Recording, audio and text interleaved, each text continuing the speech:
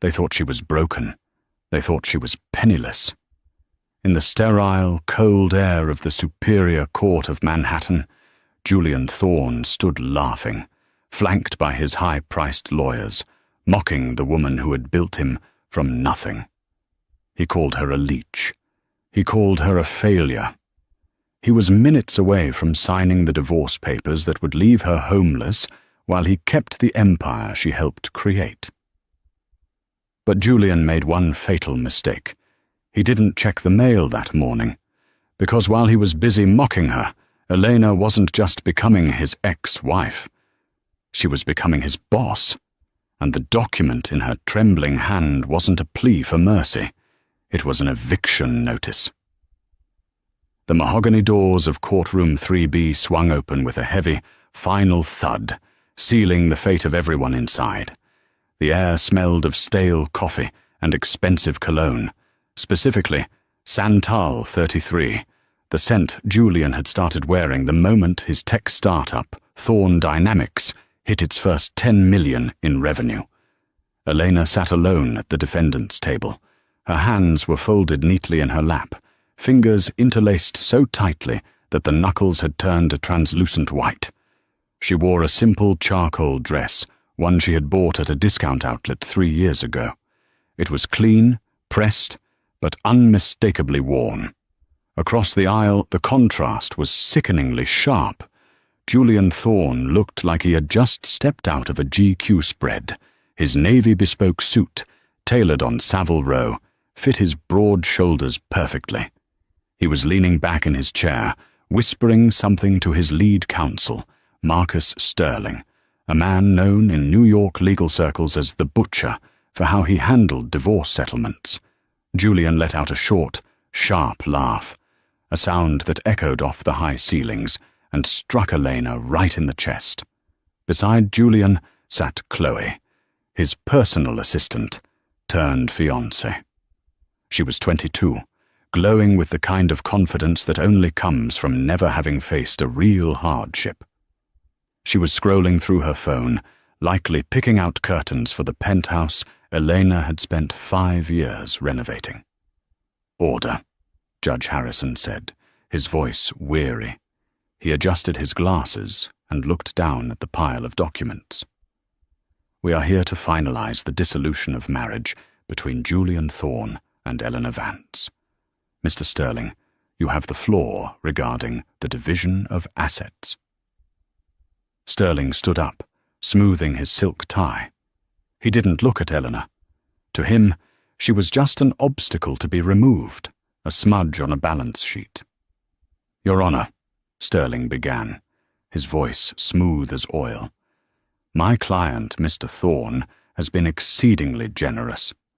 Despite Ms. Vance's lack of contribution to Thorne Dynamics during its critical growth period, we have offered a lump sum settlement of $50,000. Given that the prenuptial agreement, which Ms. Vance signed voluntarily, clearly states that any assets acquired during the marriage remain the sole property of the earner, we believe this is more than fair. Frankly, it is charity." Elena felt the heat rise in her cheeks. Lack of contribution? She remembered the nights she stayed up until 4 a.m., coding the back end of Julian's first app, because he was too drunk to focus. She remembered selling her grandmother's jewelry, the vintage sapphire ring that was the only heirloom she had, to pay the server costs in 2019 when investors turned their backs on him. She remembered holding him while he cried on the bathroom floor, paralyzed by anxiety, telling him he was a genius, that he could do it. "Charity?" Elena spoke up, her voice cracked, dry from lack of water and sleep. "Ms. Vance, speak only when addressed," the judge warned gently, though his eyes held a flicker of pity. Julian turned to look at her then. His eyes, once warm and full of promises, were now cold, hard flint. "Elena, don't make this harder than it needs to be," he said, loud enough for the court reporter to type it down. "You know the reality. You were a waitress when I met you. You're leaving as a waitress. The 50 grand is to help you get back on your feet. Take it. Stop embarrassing yourself." "I'm not the one who should be embarrassed, Julian," Elena whispered, though the fight was draining out of her. "Oh, please," Chloe chimed in, not bothering to lower her voice. "Julian, just sign the papers. I have a fitting at Vera Wong at 2. Julian patted Chloe's hand affectionately, then turned his sneer back to Elena. "You hear that, Elena? Life moves on. Thorn Dynamics is about to go public. We're looking at an evaluation of $800 million, and you— Well, I heard the diner on 5th Street is hiring. Maybe you can go back to doing what you're actually good at." The courtroom went silent. Even Mr. Sterling looked slightly uncomfortable at the brazen cruelty. "Mr. Thorn, refrain from personal insults," Judge Harrison said, tapping his gavel once. "Apologies, Your Honor," Julian said, offering a charming, practiced smile that didn't reach his eyes. "I'm just frustrated.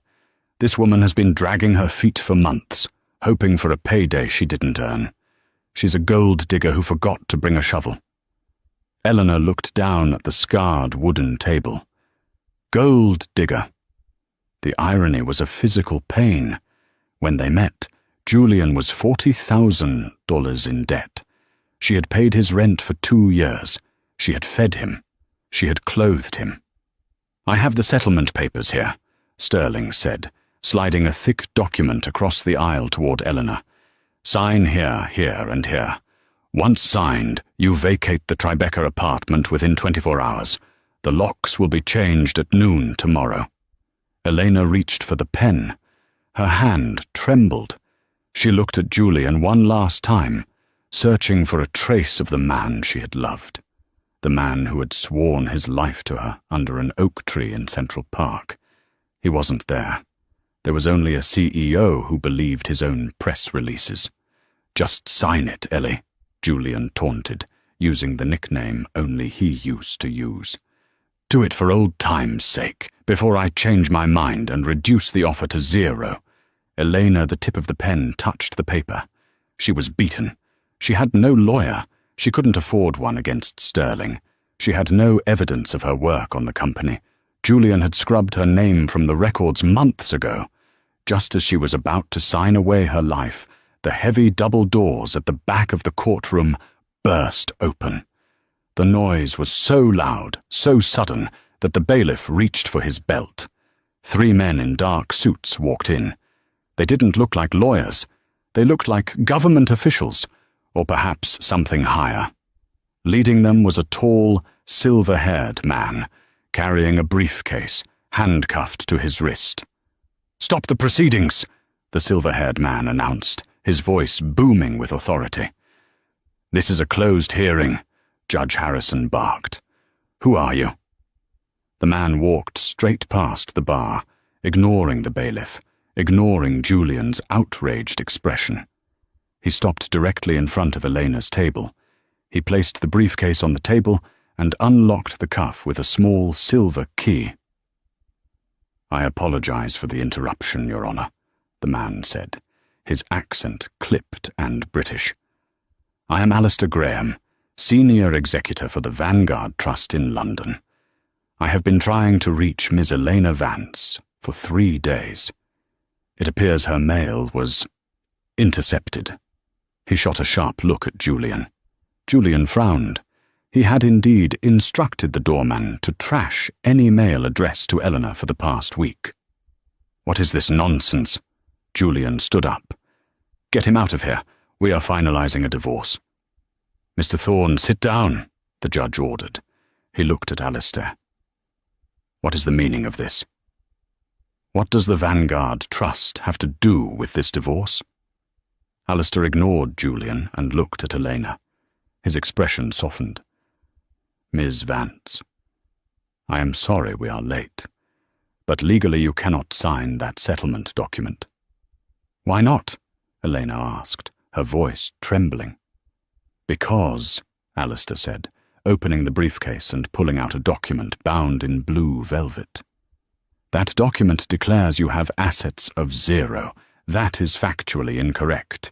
As of 9:00 a.m. this morning, London time, following the passing of your estranged great-uncle, Lord Archibald Vance of Blackwood, you are the sole beneficiary of the Vance estate. The room went deadly silent. Julian scoffed. Her uncle? She doesn't have an uncle. She's an orphan. She comes from nothing. Alistair turned to Julian, a small, cold smile playing on his lips. She comes from the Vance bloodline, Mr. Thorne, the silent partners of the European banking system. And as for nothing, Alistair turned back to Elena. Ms. Vance, the estate includes the Blackwood Manor in Surrey, a real estate portfolio in Manhattan, and liquid assets totaling £1.2 billion, roughly $1.5 billion US. Chloe dropped her phone. The sound of it hitting the floor was the only noise in the room. Julian's face went pale. That's impossible. It is verified, Alistair said. However, there is a complication regarding this proceeding. He pointed to the divorce papers. What complication? Julian asked, his greed suddenly warring with his confusion. If she has money, then... Well, we're still married. That's marital assets. Julian's lawyer, Sterling, practically salivated. Your Honour, if this is true, my client is entitled to an equitable distribution of these new assets as the marriage is not yet dissolved. Julian's shock turned into a predatory grin. That's right. We haven't signed yet, Eleanor. Half of that is mine. Elena stared at Alistair. She felt like the floor was tilting. Billionaire? Her. Alistair looked at Julian, then back to Elena. Actually, that is where the twist lies. The inheritance comes with a specific clause. The fidelity clause. The funds are only released to the beneficiary if they are divorced from any spouse who has committed infidelity. Alistair pulled out a second folder. And we have the photos, Mr. Thorne, from Miami, last year, long before you filed for divorce. The silence that followed Alistair's declaration was heavier than the one before, but it had a different quality.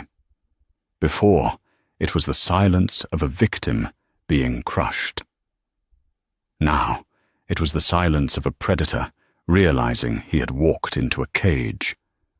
Julian's face went from pale to a blotchy, angry red. This is absurd. Who are you? You can't just barge in here with fake British accents and fairy tales about billions of dollars. Mr. Sterling, Judge Harrison said, his voice sharp. Control your client.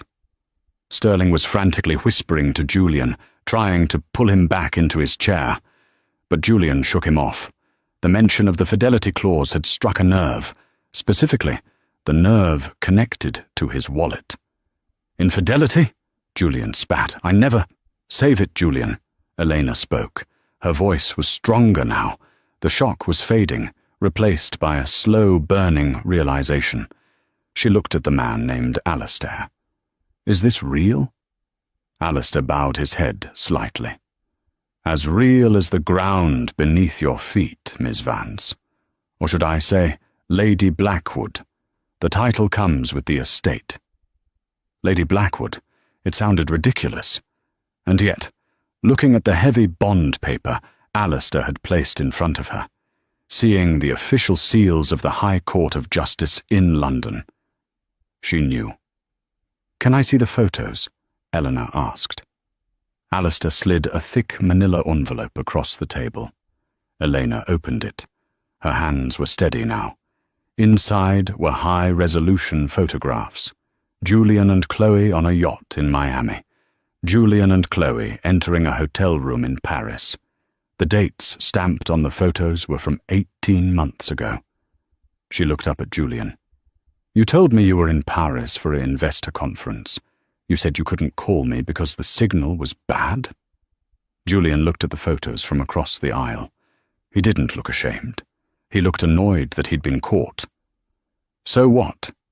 It was a physical thing, Elena. It didn't mean anything. But you kept $1 billion secret from me. That's fraud. She didn't know, you idiot, Alistair said, breaking his formal demeanour for a split second. Lord Vance was estranged from the family. He tracked her down only recently. He died 3 days ago. Elena knew nothing. Sterling stood up, buttoning his jacket, trying to regain control. Your Honour, this is highly irregular. We request a recess to verify these claims. Furthermore, regarding this fidelity clause, such clauses are often contestable in U.S. courts. If Mr. Thorne is still legally married to Ms. Vance, he has rights. The judge rubbed his temples. Mr. Sterling is correct that we need to verify the documents. However, if the inheritance is separate property acquired by bequest, it is usually not subject to equitable distribution anyway, regardless of when it was received. But the appreciation of it, Sterling argued, or if she commingles it, we need to freeze all assets immediately. Elena looked at Julian. He was staring at her with a look of pure, unadulterated greed. The disgust on his face from 10 minutes ago was gone. Now, he was looking at her like she was a winning lottery ticket he had almost thrown in the trash. Ellie, Julian said, his voice dropping to that soft, manipulative register he used when he wanted something. Baby, look, let's take a breath. We've had a rough year. But 18 months ago, we were happy then. Maybe we rushed this divorce. Maybe we should talk, without the lawyers. Chloe whipped her head around, her jaw dropping. Julian, what are you saying? Shut up, Chloe, Julian hissed, not looking away from Eleanor. Eleanor, think about it. We built a life together. You helped me with Thorne Dynamics. We were a team. If you have this legacy, think of what we could do. We could be the biggest power couple in New York. You don't want to handle all that money alone. You need someone who understands finance, someone you trust. Elena stared at him. It was mesmerizing, in a horrifying way, to watch him pivot so quickly. He was willing to discard his mistress and forget his hatred the second he smelled money. She looked at the photos again. Then she looked at the settlement paper he had tried to force her to sign. The one that gave her $50,000 to disappear. A cold clarity washed over her. Mr. Alistair, Elena said, not taking her eyes off Julian. Does the clause say, I have to divorce him to get the money? It says the funds are withheld until the marriage is dissolved due to his infidelity, Alistair corrected. If you stay married, the money goes into a charitable trust for cats. You get nothing. Elena smiled. It was a small, dangerous smile. Julian, she said softly. Yes. He leaned forward, hope igniting in his eyes. You want to pause the divorce? You want to try to work it out? I think we owe it to ourselves, Julian said, nodding vigorously. I can forgive the secrets if you can forgive the indiscretion. I see, Elena said. She stood up. She picked up the settlement agreement Julian's lawyer had drafted, the one that gave her nothing. She ripped it in half, then in quarters. She let the pieces flutter to the floor. Mr. Graham, she said to Alistair, I have no intention of staying married to this man for 1 second longer than necessary, but I also have no intention of letting him think he can manipulate me. She turned to the judge. Your Honour, I would like to request a recess. Not to reconcile, but to retain proper counsel. I believe I can now afford the best. Objection, Sterling shouted. We had a deal on the table. The deal was rejected, the judge ruled, banging the gavel. Court is in recess for 72 hours. Miss Vance, congratulations on your change of fortune. I suggest you use that time wisely. As the bailiff called, All rise, Julian lunged toward the barrier. "Elena, you can't do this. You need me. You don't know how to handle that kind of world. They'll eat you alive." Elena paused at the door. She looked back at Julian, sweating and desperate, and Chloe looking furious and betrayed. "They might try, Julian," Eleanor said coolly. "But I lived with you for 5 years. I think I've built up an immunity to snakes." She walked out of the courtroom, Alistair falling into step beside her. "That was impressive, my lady," Alistair murmured as they hit the marble hallway of the courthouse. "Don't call me that yet," Elena said, her hands shaking now that the adrenaline was fading. "And Alistair?" "Yes? You said the money is in pounds. How quickly can we access a portion of it?" "We can have a line of credit authorized within the hour. What do you need? A hotel? Security?" Elena stopped walking. She looked out the window at the Manhattan skyline. Somewhere out there was the Thorn Dynamics headquarters, the building she had helped design. "I need to make a purchase," Elena said. "Julian said his company is going public soon. He owns 51% of the voting shares, doesn't he?" "I believe so," Alistair said, pulling up a file on his tablet. Though he leveraged a significant portion of his personal equity to cover some gambling debts in Macau last spring. He's cash poor, stock rich. And the bank holding that debt? Vanguard Global. Your bank, essentially. Elena's eyes narrowed. "Get me the loan officer on the phone. Julian wants to play games with ownership? Let's show him who actually owns the board." Alistair smiled, a genuine, wicked smile. "I think I'm going to enjoy working for you, Ms. Vance." 72 hours later, the atmosphere inside the headquarters of Thorn Dynamics was electric, but for all the wrong reasons. The glass and steel tower in Midtown Manhattan was buzzing with rumors. The divorce hearing hadn't been public, but whispers travel fast in New York, especially when billionaires are involved. Julian Thorn stood at the head of the long obsidian conference table on the 40th floor. He looked tired.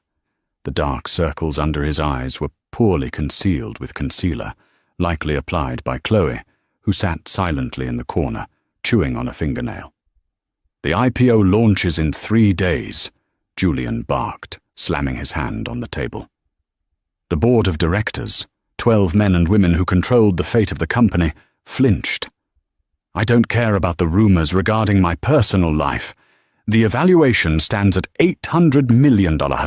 We are going to ring that bell on Wall Street, and we are going to be rich. Is that understood?" "Julian," spoke up Marcus, heavy, the CFO. "The rumors aren't just about the divorce. There's chatter about a liquidity issue, a block on our credit line from Vanguard Global. If we don't have that credit line to underwrite the IPO insurance, the SEC shuts us down before we even open." Julian wiped sweat from his upper lip. "It's a glitch. I called the bank. They said the account is under administrative review. It'll be cleared by noon." "It won't be cleared," a voice rang out from the double doors. Every head in the room turned. Elena Vance stood in the doorway. But it wasn't the Elena they remembered. The woman who used to bring Julian lunch in Tupperware containers, wearing jeans and oversized sweaters, was gone. In her place stood a woman who looked like she owned the building. She wore a cream-colored Alexander McQueen power suit that tailored her waist perfectly, paired with Louboutin heels that clicked sharply against the marble floor. Her hair, usually tied back in a messy bun, was blown out in sleek, chestnut waves. But the most expensive thing she wore was her expression, utter, terrifying calm. Flanking her was Alistair Graham, looking impeccable in a 3-piece tweed suit, and 2 large security guards who blocked the door. "Security!" Julian roared. "Get her out of here! How did she even get up here?" "Your security team works for the building owner," Alistair said smoothly, stepping forward. "And since the building is part of the Blackwood real estate portfolio, they now work for Miss Vance, or rather, Lady Blackwood," the board members murmured. "Lady Blackwood?" "Elena, get out," Julian hissed, marching toward her. "You think because you found a pot of gold you can crash my board meeting? This is a place of business. Go buy a handbag and leave the adults to talk." Elena didn't flinch. She didn't even blink. She walked past him, her perfume, a subtle, expensive jasmine, wafting in his face. She took the empty seat at the opposite end of the table, directly facing Julian's chair. "Sit down, Julian," she said. Her voice wasn't loud, but it carried a weight of authority that made him pause. "We need to discuss the glitch with your credit line." You did this?" Julian realized, his face turning purple. "You froze my accounts out of spite?" "Spite is for children," Elena said, opening a leather folder Alistair placed in front of her. "This is business. You see, gentlemen and ladies of the board, Mr. Thorne here has a personal debt of $50 million, gambling debts mostly. Macau, Monaco, Las Vegas." The board members gasped. They began whispering furiously. "Lies!" Julian screamed. "She's lying. She's a bitter ex-wife." "I have the receipts," Elena said, sliding copies of wire transfers down the table. "To cover these losses, Julian leveraged his personal equity in Thorne Dynamics. He put up 30% of his voting shares as collateral to Vanguard Global." She paused, letting the information sink in. "As you know, I recently acquired a controlling interest in the debt division of Vanguard Global, which means I hold the note on his debt. And as of this morning, I have called that debt due immediately." Marcus, the CFO, looked pale. "If the debt is called, and he can't pay, he defaults," Elena finished. "And per the terms of the loan agreement, the collateral, his 30% stake in this company, reverts to the lender. Me." Silence descended on the room. It was absolute. Julian looked like he had been punched in the gut. He staggered back, gripping the back of his chair. You can't do that. That's my company. I built this. You were just the waitress who cleaned my apartment." "And you were the man who mocked me in open court 3 days ago," Elena said coldly. "You told me to go back to the diner. I decided I'd rather come to the boardroom." She stood up and looked at the board. "Here is the situation.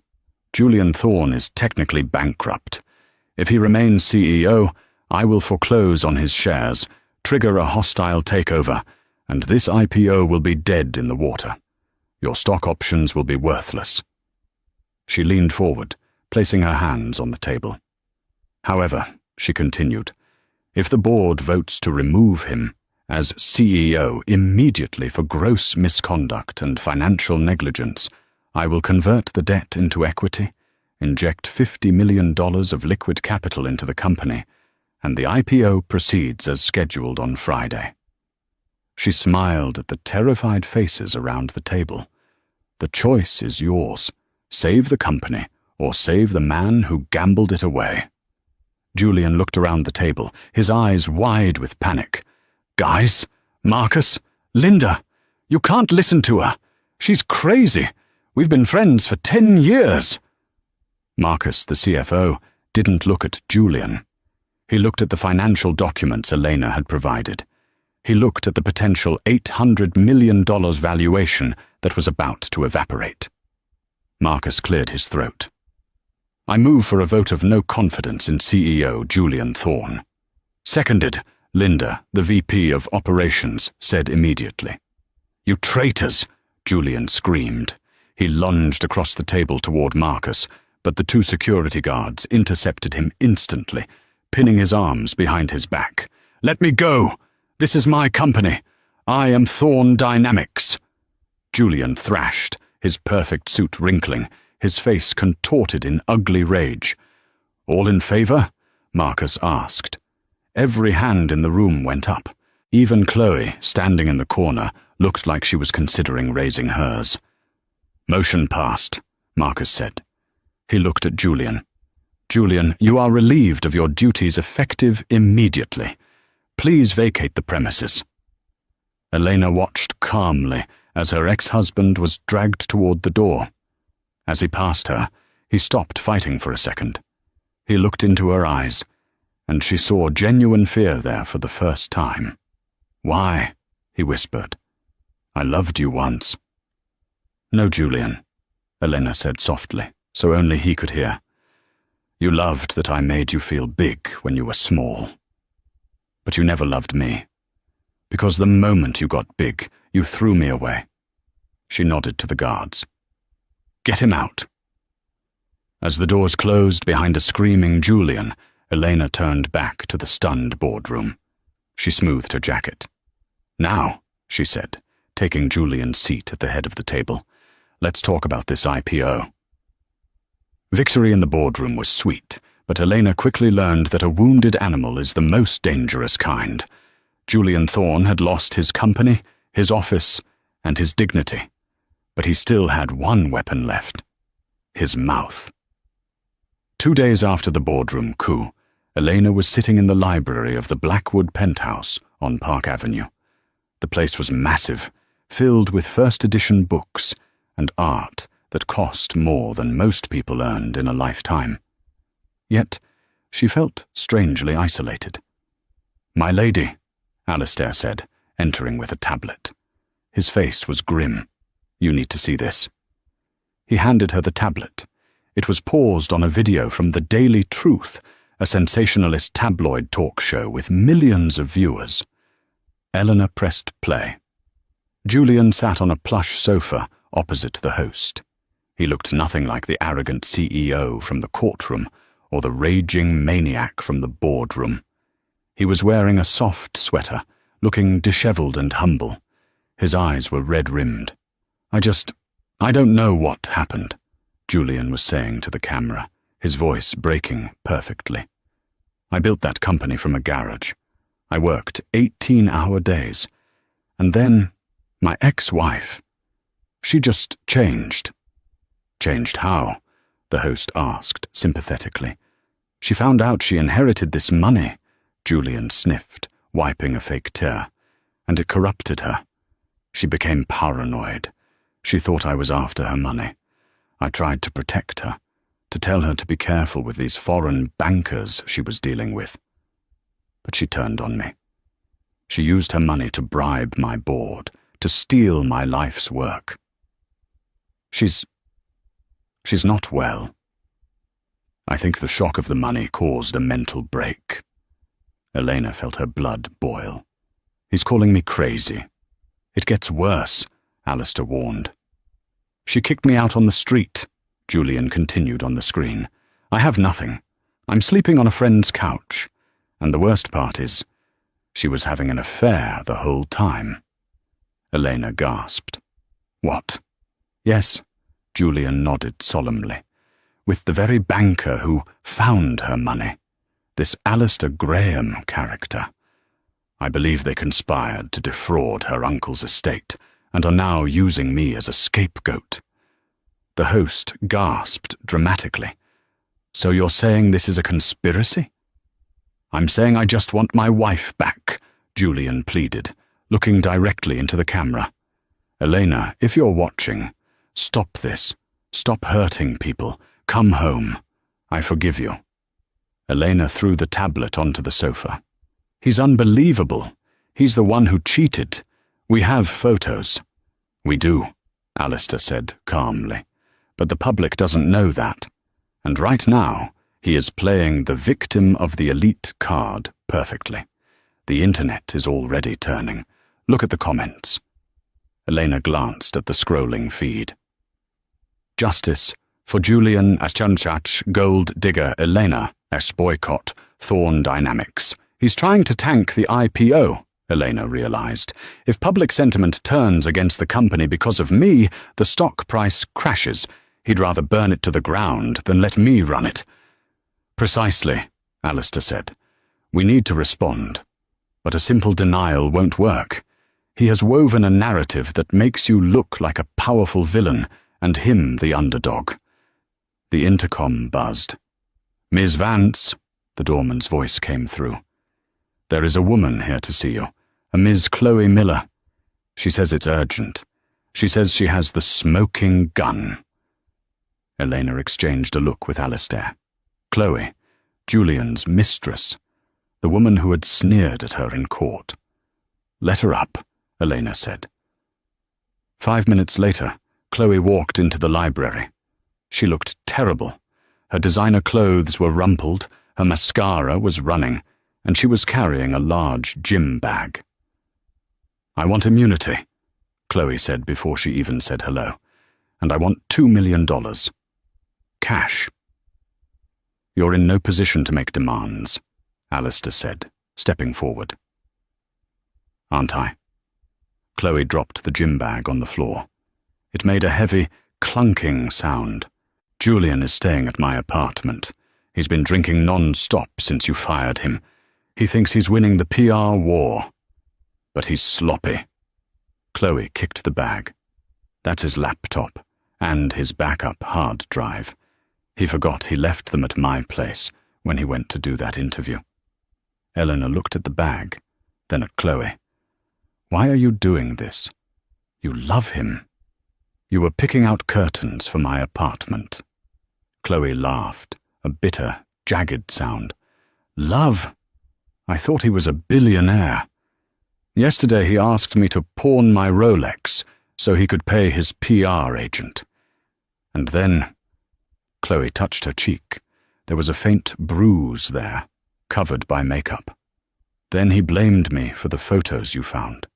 He got physical." Elena's expression hardened. She knew Julian's temper. She had walked on eggshells around it for years. "What's on the drive?" Elena asked. "Everything," Chloe whispered. "Not just the affair. The real books, the double accounting. Julian wasn't just gambling his own money. He was skimming from the employee pension fund to cover his tracks. He's been laundering money through a shell company in the Cayman Islands for 2 years." Alistair's eyebrows shot up. "That's federal prison time. That's 20 years minimum." "If you release this," Chloe said, "he doesn't just lose the PR war, he goes to jail. And the fidelity clause? It's rock solid, proving he committed felony embezzlement against the marital assets, voids any claim he has to anything." Elena looked at the bag. It was the end of Julian. Total, complete destruction. "Why bring it to me?" Elena asked. "Why not go to the police yourself?" "Because the police don't pay $2 million, Chloe said bluntly. "And I need to get out of New York before he realizes I took this. He's dangerous, Elena. You know that better than anyone." Elena walked over to the window. She looked out at the city. She had wanted him to pay. She had wanted justice. But this was nuclear. "Alistair," Elena said softly. "Yes, my lady."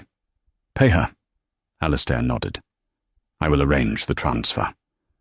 "But," Elena added, turning to Chloe, "you don't just leave town.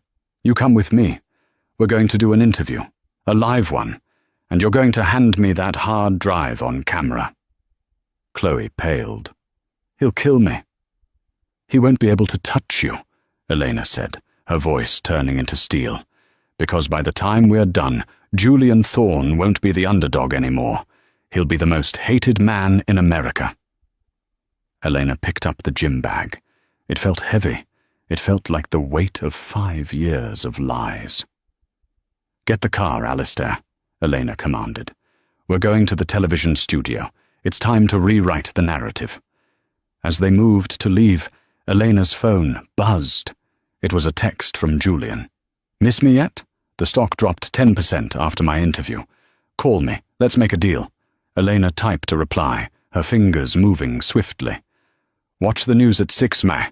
I have a surprise for you." She hit send, grabbed her coat, and walked out the door. The victim was gone. The billionaire was here, and she was about to settle the score once and for all. The green room of the Sarah Jenkins show was freezing, kept at a frigid temperature to prevent the heavy studio makeup from melting under the lights. Elena sat on a beige sofa, her hands clasped tightly in her lap. Next to her, Chloe was shaking so hard her teeth were practically chattering. "I can't do this," Chloe whispered, clutching the gym bag to her chest like a life preserver. "He'll ruin me. He has videos, Elena. Personal videos. He said he'd leak them if I ever crossed him." Elena turned to the younger woman.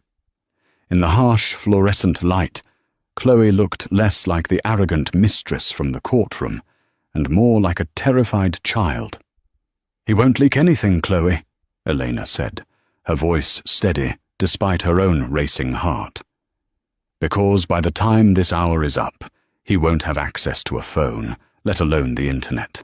You are the key. You turn the lock." Alistair stood by the door, speaking in low, rapid tones into his cell phone. He hung up and walked over. "It's arranged," Alistair said. "I have contacts at the Southern District of New York Prosecutor's Office. They are watching the broadcast live. If the evidence on that drive is what you say it is, federal agents are already en route to Julian's location." "Where is he?" Elena asked. "The St. Regis Hotel," Alistair replied with a smirk. "Apparently, he decided to treat himself to one last night of luxury on a credit card he stole from his mother."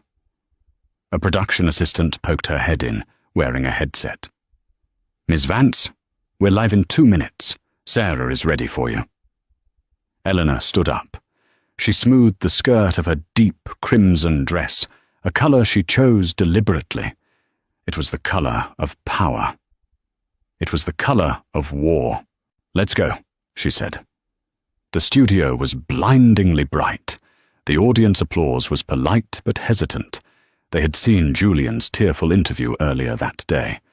They thought Elena was the villain. Sarah Jenkins, the doyenne of prime-time interviews, sat in a high-backed chair. She was known for her shark-like ability to smell blood in the water. She didn't smile as Elena sat down.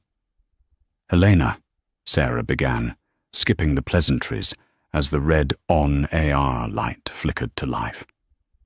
"This morning, your ex-husband sat in that very chair and called you a mentally unstable woman who stole his company. He says he is sleeping on a couch while you sit in a penthouse. How do you respond to the allegations that you are abusing your newfound wealth?" Elena looked directly into the camera lens. She imagined Julian watching. "I didn't steal his company, Sarah," Elena said clearly. "I saved it.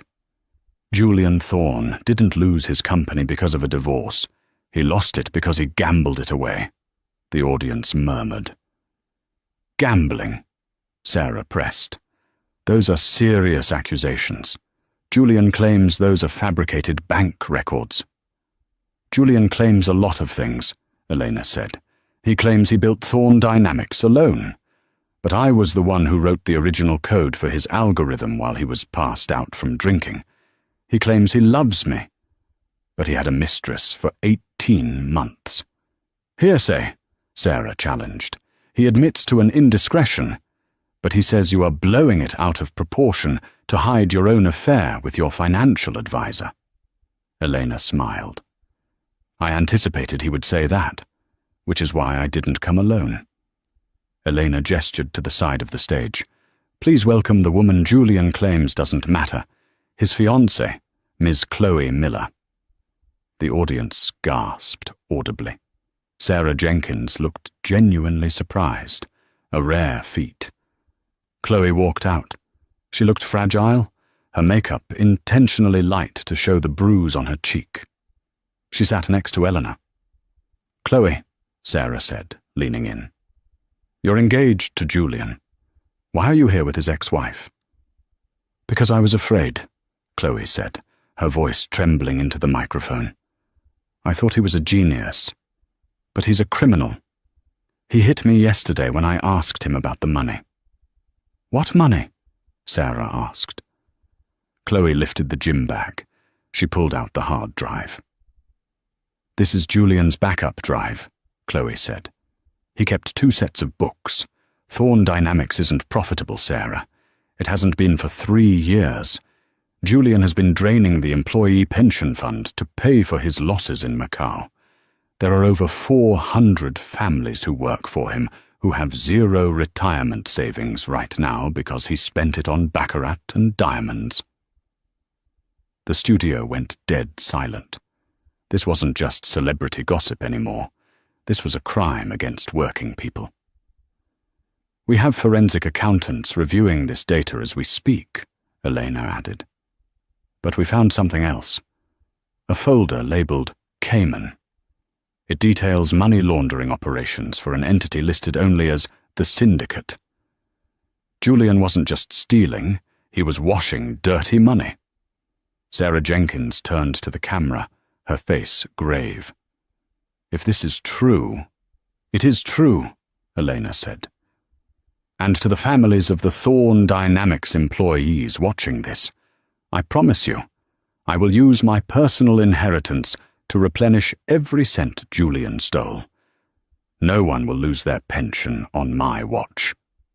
The audience erupted. It wasn't polite applause this time. It was a roar of approval. People stood up. Meanwhile, at the St. Regis Hotel, Julian Thorn was screaming at the television. "She's lying! That little traitor!" He threw a crystal tumbler against the wall, shattering it. He scrambled for his phone. He needed to call his pilot. He needed to get to a non-extradition country immediately. He dialed the number, sweating profusely. "Pick up! Pick up!" Boom, boom, boom! The heavy oak door of the hotel suite shook on its hinges. "FBI, open up!" Julian froze. He dropped the phone. He looked at the window. It was 30 stories down. There was no escape. The door splintered as a battering ram hit it. 6 agents in tactical gear swarmed the room, weapons drawn. "Julian Thorn, get on the ground, now!" Back in the studio, a producer ran onto the stage and whispered in Sarah Jenkins's ear. Sarah's eyes widened. She held up a hand to quiet the audience. "Ladies and gentlemen," Sarah said, her voice shaking slightly. "We have breaking news coming in from our news desk. FBI agents have just raided the St. Regis Hotel. Julian Thorn has been taken into custody on charges of wire fraud, embezzlement, and money laundering." Elena let out a breath she felt she had been holding for 5 years. She felt Alistair's hand gently touch her shoulder from behind the sofa. "It's over," he whispered. Elena looked at the monitor, where a live feed showed Julian, handcuffed, being shoved into the back of a black SUV. He looked small, defeated. "Yes," Elena said, tears finally pricking her eyes. "It's over." But as the cameras cut to commercial and the studio dissolved into chaos, Elena didn't notice the man standing at the very back of the audience. He wore a dark grey suit and hadn't clapped once. He was typing a message on a secure phone. "The asset has been compromised. The wife has the drive. Initiate Protocol 0. 3 weeks after Julian's arrest, Elena sat in the newly renovated CEO's office of Vance Innovations. The company stock was soaring, and Julian was rotting in a federal holding cell, denied bail and facing 30 years. It felt like the victory was complete. But as she left the building to meet Alistair, the air felt heavy. When she slid into the back of his town car, Alistair didn't smile. "We have a problem," he said grimly as the car merged into traffic. "My contacts found out who Julian was laundering money for. It wasn't just a shell company. It was the Volkov Bratva." Elena froze. "The Russian mob?" "Julian lost 40 million of their dollars when the FBI froze the accounts," Alistair explained. "Viktor Volkov doesn't care about excuses. He wants his investment back." Before Elena could respond, a black van T-boned their car. Metal screamed, and the world spun. Glass shattered as masked men swarmed the vehicle. Alistair lunged to cover Elena, drawing a concealed pistol, but he was too slow. A gunshot cracked through the rain. Alistair slumped back, blood blossoming on his shoulder. "Alistair!" Elena screamed, as rough hands dragged her out of the wreckage and threw a hood over her head. She woke up tied to a chair in a damp, dimly lit warehouse. A man in an immaculate white suit stepped out of the shadows. He looked like a grandfather, but his eyes were cold, dead chips of ice. "I am Victor Volkov," he said calmly. "Your husband was a fool. You, however, seem capable. You froze my assets. Now, you must replace them." "I don't have the authority to unfreeze FBI evidence," Elena spat, trying to hide her terror. "I don't want the cash," Volkov smirked. "I want the black ledger, the Vance family codes to the underground banking network. Unlimited, untraceable movement of funds." He pulled out a phone and showed her a live video feed. It was Alistair, unconscious in a hospital bed. A man in scrubs stood over him with a syringe. "My associate is waiting for my call," Volkov whispered. "Give me the codes and your friend lives. Refuse and they both die." Elena stared at the screen. Julian had been a nuisance. This was a monster. But Volkov made one mistake. He thought threatening her friends would make her weak. Instead, it made her dangerous. "The codes are in London," Elena lied, her voice steel. "We have to go to the vault." The private jet landed on a secluded airstrip outside London under the cover of darkness. Elena, hands bound, was marched by Volkov and his men into a black sedan. Their destination, the Vance estate at Blackwood Manor. Deep beneath the centuries-old library lay the family vault. It required a retinal scan and a voice key to open. Volkov stood behind Elena, his gun pressed cold against her spine. "Open it," he commanded. "Transfer the ledger rights to my account, and I make the call to save your friend." Elena stepped up to the terminal. She felt a strange calm. She remembered the final briefing Alistair had given her about the vault security protocols, specifically the protocol for a hostile takeover. "I need my hands free," she said. Volkov nodded to a guard, who cut the zip ties. Elena massaged her wrists, took a deep breath, and placed her eye against the scanner. "Identity confirmed. Lady Elena Blackwood," the automated voice chimed. "Please enter the master key." Elena's fingers hovered over the keypad. She wasn't just typing a password, she was making a choice. She typed VANCE0000PURGE. The screen flashed red. "What is that?" Volkov shouted, raising the gun. "Why is it red?"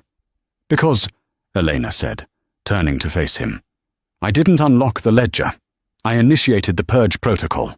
It's a distress signal linked directly to MI6 and the Royal Guard. This room is now a sealed cage." Before Volkov could pull the trigger, the heavy steel door slammed shut, locking them both inside. Simultaneously, ventilation shafts hissed, pumping knockout gas into the chamber. "You crazy witch!" Volkov choked, stumbling. He fired a shot wildly, hitting the ceiling, before his knees gave out. Elena, having held her breath, pulled a small emergency oxygen mask from the hidden compartment Alistair had showed her in the blueprints. She watched the powerful mob boss collapse. 10 minutes later, the doors hissed open. Armed MI6 agents stormed the room, securing the unconscious Volkov. "Lady Blackwood?" an agent asked. "We have a team at Weill Cornell Hospital in New York. The assassin has been neutralized. Mr. Graham is safe." Elena exhaled, the adrenaline finally leaving her body. She stepped over Volkov's body and walked out of the vault. She wasn't a victim anymore. She wasn't just a survivor. She was the matriarch of the Vance Empire. 2 weeks later, Elena walked into Alistair's hospital room in New York. He was sitting up, pale but smiling. You purged the ledger, Alistair said, shaking his head. Risky. I calculated the odds. Elena smiled, taking his hand. I learned from the best. So, what now? Alistair asked. Retirement? Elena walked to the window, looking out at the city she now effectively owned. No, Julian and Volkov were just the beginning. There are plenty of sharks in these waters, Alistair. I think it's time they met the Leviathan. What a roller coaster.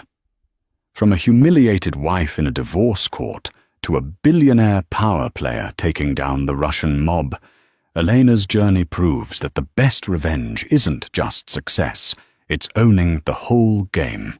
She proved that dignity is priceless, but a billion-dollar legacy certainly helps balance the scales of justice. If you enjoyed this story of betrayal, twists, and ultimate redemption, please destroy that like button. It helps the channel so much.